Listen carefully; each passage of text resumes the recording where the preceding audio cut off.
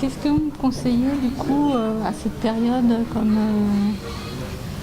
cactus Comme chaque semaine, Monique vient repérer les derniers arrivages de cactus. En grande passionnée, cette Guyancourtoise en possède une dizaine chez elle. Il y a beaucoup de variétés. Ça permet aussi d'avoir des plantes toute l'année qui durent, qui restent fleuries ou pas fleuries.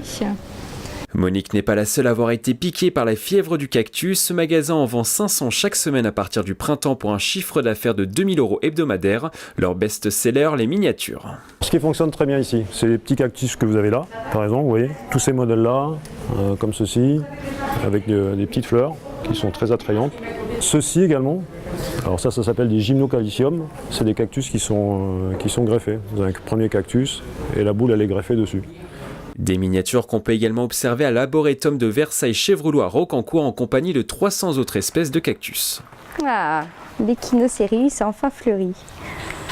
J'adore ces fleurs, elles sont magnifiques. Pour les spécialistes qui travaillent dans la structure, l'engouement autour de ces plantes commencé il y a 6 ans ne risque pas de s'essouffler et correspond parfaitement aux envies du public. Ils ont tellement des formes différentes, des couleurs différentes qu'il y en a une palette assez impressionnante. Il y en a pour tous les goûts. Alors je pense aussi que le cactus a un avantage, c'est que l'entretien est très facile. Pas beaucoup d'arrosage, ils tolèrent à peu près tout. Ils peuvent partir en vacances tranquilles, leurs plantes elles resteront en bon état et qu'il n'y a pas de souci quoi.